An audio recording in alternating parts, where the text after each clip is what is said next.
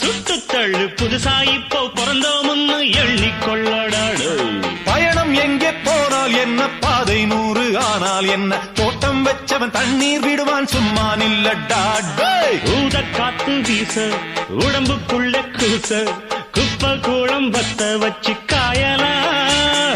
தை போறக்கும் நாளை விடியும் நல்ல வேளை, பொங்கப்பாலு வெள்ளம் போல பாயலாம்.